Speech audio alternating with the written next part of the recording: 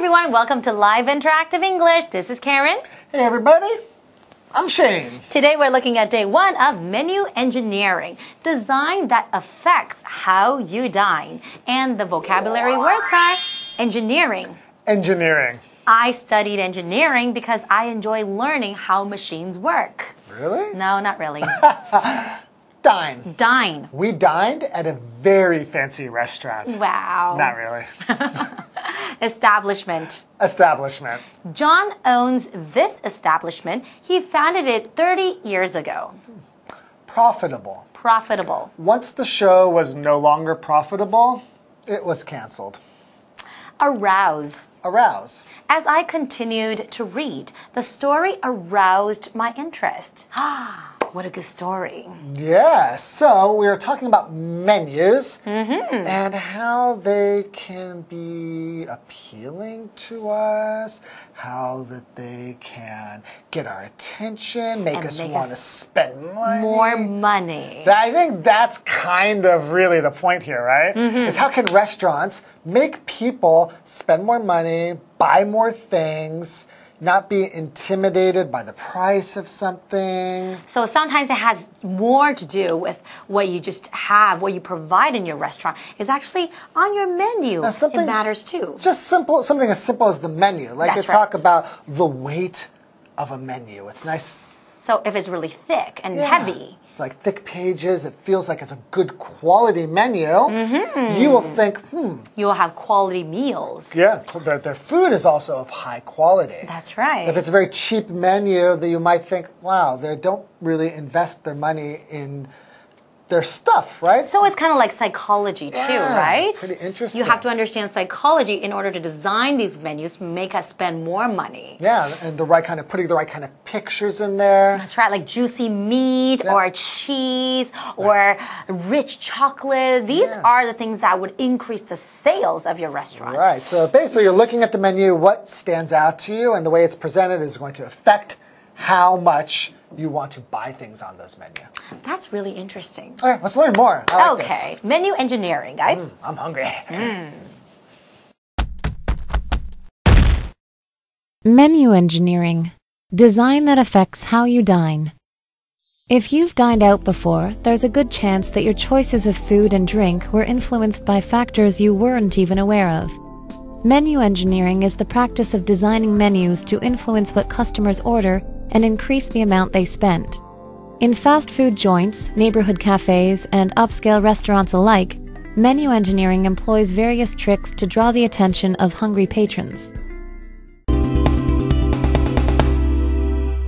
Welcome to Live Interactive English Magazine. Today's lesson is called Menu Engineering. Design that affects how you dine. Day 1. Hello everyone. I am Jeff. Color me confused. Yeah, I'm Mike. Now, when we talk about menus, we think of restaurants. When we talk about engineering, we think of buildings, cars, computers, new drugs, all sorts of things that are designed using science. But not menus. But not menus. Not menus. Unless we're talking about like really complicated menus made out of steel and aluminum that unfold in space. I've never seen one of those, I've never seen that, and I'll never eat at that restaurant. But engineering is a term that we often use when we think about design and building things, because engineering, the noun, basically is using science to design or to build things. So yes, an engineer, that's the person who studies engineering, will use their engineering skills to design bridges, cars, rocket ships, computers, computer programs, engines, new drugs, chemical engineering, things like that. But menus, a small book with a few pages of food, that's not something you think about being engineered. Anyways, let's look at our example sentence for the word engineering. I studied engineering because I enjoy learning how machines work. Not menus, machines. Engineering, machines, buildings. These go together. Yeah, I'm with you there. Menu engineering, it sounds a little bit weird. Anyways, before we move on, we also have a verb to talk about. The verb dine. To dine is to eat. Okay, if you dine, you go out to a restaurant and you eat. Or if you're dining, you're eating, but you're doing so at a fancy restaurant, or you're doing it in an official or formal way. You wouldn't sit down to breakfast at your nook there in your apartment and dine. No, you're just eating. You don't breakfast. dine on a hot dog at the baseball game? You don't dine on a hot dog or a hamburger at the baseball game. You don't dine on fries while you're waiting for the bus to arrive. Sorry, folks. You're probably be more sitting fancy down. and formal. There's you're a probably knife sitting and down fork. at a restaurant. For example, yeah, we dined at a very fancy restaurant. All right, that's probably a type of dining. All right, so let's get to the article and find out about menu engineering and what it's all about. It says, if you've ever dined out before, there's a good chance that your choices of food and drink were influenced by factors you weren't even aware of. So basically, if you've ever eaten out, that means eaten in a restaurant. We talk about eating out or dining out. In other words, eating at a restaurant. So there's a good chance if you've ever eaten out or dined out that your choices, the things you choose, were influenced, were subtly affected by factors, by things you didn't even know about. I think I know what's going on here. When you go to a restaurant, maybe, just maybe, your menu is manipulating you. Oh. And I'm not joking around here. Get this, menu engineering is the practice of designing menus to influence what customers order and increase the amount they spend. Okay, so we're using science to design the menu, but not the physical shape of it, how the menu expresses itself, the food, the design, the prices. They lay it out in a way that tries to get you to order more food or order more expensive food. And apparently it's everywhere, not just in the fancy restaurants you might dine out in fast food joints, neighborhood cafes, and upscale restaurants alike. Menu engineering employs various tricks to draw the attention of hungry patrons. So this is not so much engineering as it is kind of psychology. It's manipulation. They're playing with your mind to get you to spend more money. Well, lots of businesses do it, so I guess we should manipulation. Expect menus to do it. Let's take a break and we'll come back to find out how our menus are messing with our minds. And manipulating us. Hello， 大家好，我是 Hanny。今天的课文标题是 Menu Engineering, Design that affects how you dine. Menu Engineering 菜单工程学，这听起来好奇怪哦。Mike 老师开玩笑说，难道是用钢铁或是铝做成的菜单吗？老师说的 aluminum 就是指铝这种金属。好，那我们先来看标题的两个单字 Engineering 它表示工程或是工程学，那把字尾的 ing 去掉之后 engineer 就表示工程师。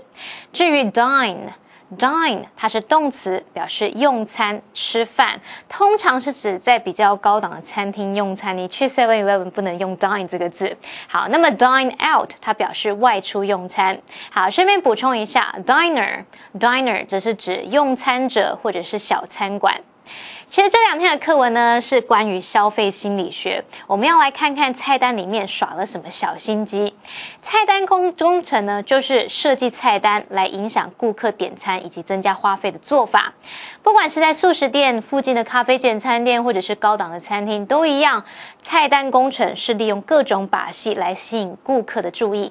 好，文中的补充单字 upscale 它是形容高档的，那么 patron 它表示资助者，不过在文中它是指餐馆的主顾或者是顾客。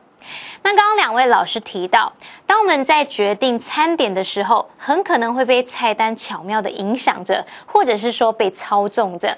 老师用到 subtly 这个副词表示巧妙地、细微地，也可以用来指狡猾地。Manipulate 这个动词则表示操纵，它的名词是 manipulation 表示操纵控制。解华课文中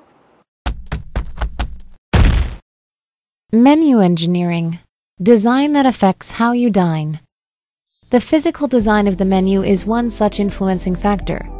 Heavy menus with thick binding are commonly associated with quality food. Where an item is listed on a menu also matters. The upper right corner on a menu is where most customers look first, and many establishments place their most profitable item there. In addition, hiding the price under the name of the item and leaving off the currency symbol leave customers feeling less price conscious. Everyone, beware. Yes. Your menus might just be manipulating you. Ooh, yes. All jokes aside, today we're talking about menu engineering. Yes, your menu can get into your mind and tell you what to order and to spend more money while you are dining out at a restaurant or while you're eating a burger at a fast food joint. That's right. Now, the actual shape and look and size of the menu will be a factor. It says the physical design of the menu is one such influencing factor. So actually how it looks, how heavy it is, the shape, all of that kind of thing. As it says, heavy menus with thick binding, like a thick book, are commonly associated with quality food. Yeah, if you go to a nice restaurant, it's like a padded menu. You got to flip open the cover, and then there's maybe 5 or 6 pages. And we think, whoa, this is a nice restaurant. You don't get that kind of menu at McDonald's. No, there is no menu at McDonald's. True. You point at the wall. Anyways, everyone, let's go ahead and move on, okay? How a menu feels to you, that's important. But where an item is listed on a menu also matters, okay? Get this. The upper right corner on a menu is where most customers look first. And many establishments place their most profitable item or items there. Anyways, let's go ahead and move on and talk about another vocabulary word. Okay. The word establishment. Ah, yes. Now here we're using establishment basically is just another word for restaurant. Establishment is a noun. Basically it's a business, but especially it's a restaurant. So a new Italian establishment or a new establishment was opened down the street by a famous celebrity chef. We're talking about a business, and generally, as I mentioned, when we use it in common conversation, we often mean a restaurant. And here we have the example sentence for the word establishment. It reads, John owns this establishment. He founded it 30 years ago. Sounds profitable to me. Now here we've got the adjective profitable to talk about. If something is profitable, it makes money. It makes profit. That's really all there is to it. For example, once the show was no longer profitable, it was canceled. Yeah, the show was no longer making money, so they canceled the show. They stopped doing the show. All right. So now where the items on the menu are placed, that's one little bit of menu engineering. It says, in addition, hiding the price under the name of the item and leaving off the currency symbol leave customers feeling less price conscious. So you don't put the price next to the item, you put it underneath the item. And I noticed this maybe 10 or 15 years ago, certainly in North America, they don't put the dollar sign. It just says 14. Yeah, no decimals. It's just 23, right. 17, That's right. 9. So you say, hey, I'm paying 23 for a hamburger. Is that 23 shekels? That's a good 23 price. Pounds?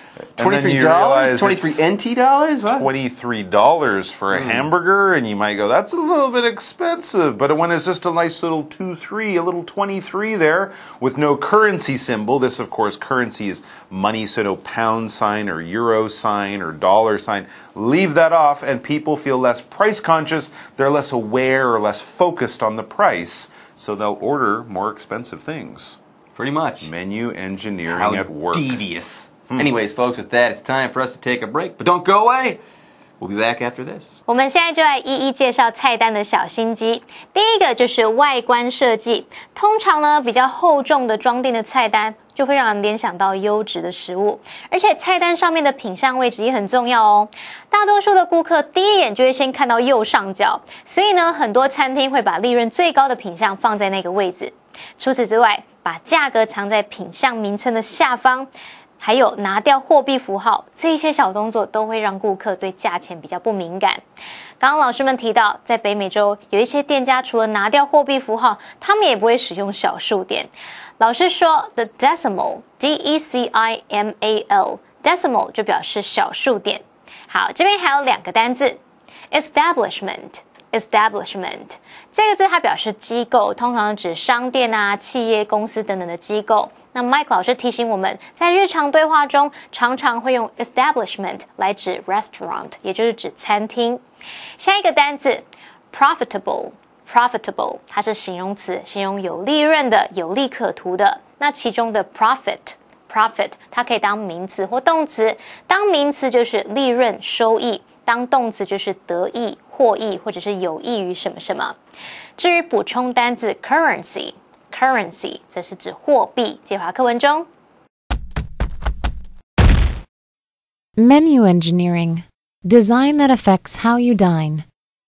The general visual design of a menu is critical. Yellow and red are considered the most effective colors for drawing the eye and arousing the appetite. Photos of juicy meats, melting cheese, and rich chocolate treats are known to increase sales by as much as 30%. Boxes, symbols, and bold type can be used to highlight menu items with the highest prices as well. Anyways, let's move on and learn some more about menu engineering. Get this, the general visual design. How this thing looks, how this menu looks, the general visual design of a menu is critical. Oh, super important. So it's crucial. Not just where you put the food or how you put the price of the food, just everything about it is critical, is very important. Color, for example, it says yellow and red are considered the most effective colors for drawing the eye and arousing the appetite. Very interesting. So avoid blues and purples. Try for yellows and reds. I know yellow does attract the eye. And when you think about it, a lot of food that we do eat is yellow, red, brown. You know, those are sort of the tasty, not so healthy foods. There is not a lot of blue food, so avoid that. And anything you do with yellow and red, designing your menu using those colors will hopefully arouse the appetite. To arouse, this verb means to bring forth or to pique. P-I-Q-U-E, to cause a reaction or to bring out a reaction. To excite. To excite. To stimulate. There you go. We often talk about arousing something. Something can arouse your interest if it makes you feel, ooh, that's interesting. If something arouses your appetite, it might be, the smell of fresh baked cookies will just cause your appetite to come out, will cause you to feel hungry. For example, as I continued to read, the story aroused my interest. At first I wasn't interested, and then as I read more, it got more interesting until I was fascinated. So, colors are important, but of course, humans being visual animals, pictures. Gotta have photos, gotta have pictures. Get this, photos of juicy meats. Brown and red. Melting cheese. Orangey yellow. And rich chocolate. Brown. Treats are known to increase sales by as much as 30%. Wow. Just these photos alone will make you that much more money. Now, really? Boxes, symbols, and bold type can also be used. Yes, these things can be used to highlight menu items with the highest prices as well. Yes, you want to make sure that people see these high-priced items, so use symbols, bold type, and boxes to highlight the menu items with the highest prices. It's true. They often, on many restaurant menus, they often have a box for like steaks. You know, it's kind of special there, filet mignon, right in with the middle. swordfish. You can't miss it. It's gonna get your attention, and hopefully, it's gonna get you to order some of these expensive items. Let's take a quick break. Hit the restaurant. Then we'll be back. More menu engineering coming your way. 菜单整体的视觉设计也很重要哦，像黄色、红色是最吸睛的，而且可以有效的引起食欲。最好再放上一些很美味的照片，像是很 juicy、很多汁的肉品、融化的 cheese， 还有浓郁的巧克力甜点等等。这些照片都可以让店家增加多达 30% 的业绩。那除此之外，你还可以用框框啊，或是符号，或者是粗体字来凸显价格最高的那一道菜，来吸引顾客的目光。我们最后来看单字 arouse。arouse 是动词，表示唤起、激起或者是唤醒，那它可以用来指情感的唤起、激起。好，老师们有提到几个意思相近的字，像是 pique P-I-Q-U-E pique， 还有 excite， 还有 stimulate， 这几个字它都有刺激、激起的语义。至于 highlight 可以当动词或名词，当动词表示强调使什么突出，那么当名词可以用来表达最重要或是最精彩的部分。好了，那么以上是今天的讲解，同学别走开，马上回来哦。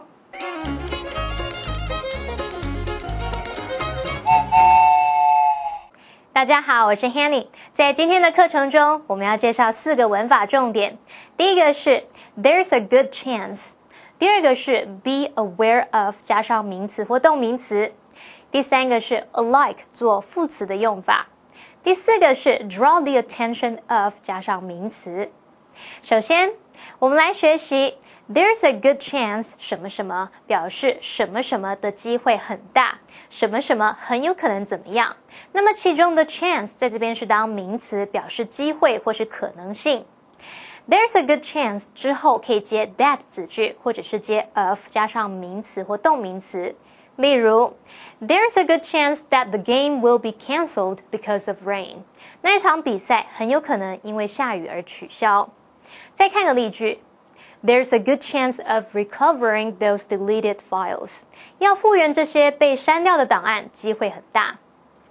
接下来，我们来学习 be aware of 加上名词或动名词，意思是意识到什么、察觉到什么，或者是知道什么。be aware 之后也可以接 that 子句。例如 Is the manager aware of the problem？ 负责人有察觉到那个问题吗？再看一个例句They are aware that their business has been bad recently。他们有意识到最近的生意一直都很差。接下来，我们来学习 alike 做副词的用法。alike 做副词表示同样的、相似的，用法是 A and B alike， 或者是 A, B and C alike。例如 Disneyland is loved by children and adults alike。迪士尼同样受到小孩和大人的喜爱。最后，我们来学习 draw the attention of 加上名词，表示吸引什么什么的注意或是关注。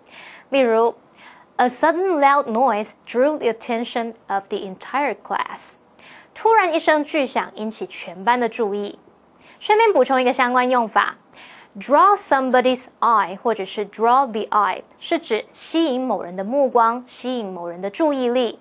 例如 The beautiful dress in the window drew her eye。 橱窗里那件美丽的洋装吸引了她的目光。以上是今天的重点整理，我们下次见喽 See you next time, bye。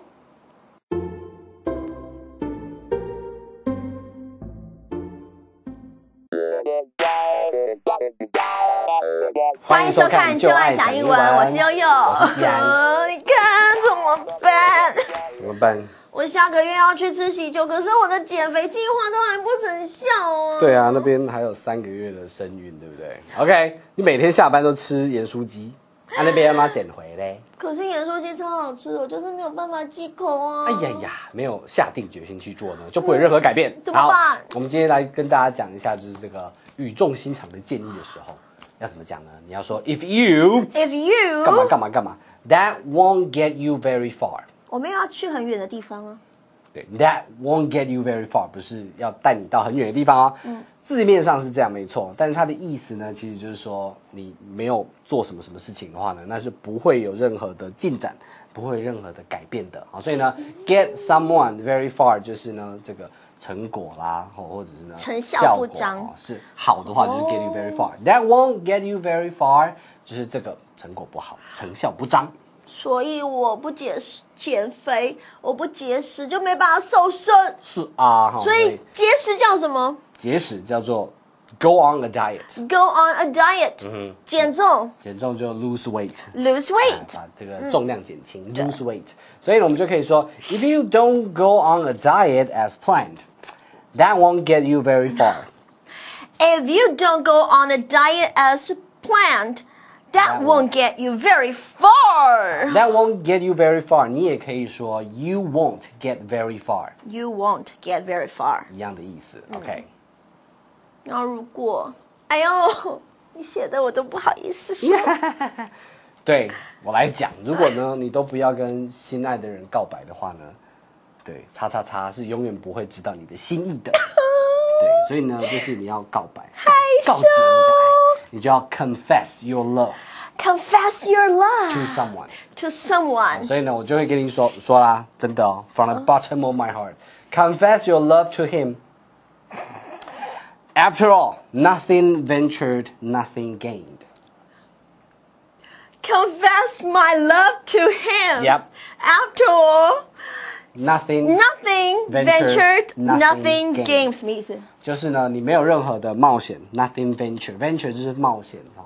那 nothing gained 你就不会得到任何的东西 ，nothing ventured, nothing gained。Nothing ventured, nothing gained。中文我们还会把它翻成什么？不入虎穴，焉得虎子。子对，就是这样。好，来看一下好害羞。今天的 live action。 I'm anxious because I am not losing enough weight. I need to attend my best friend's wedding party next month. What should I do? Well, if you don't go on a diet as planned, you won't get very far. And I have another question. And I don't even know if the guy I am interested in knows that I like him. Well, confess your love to him, Yo-Yo. After all, nothing ventured, nothing gained. Go! Okay. Confess your love.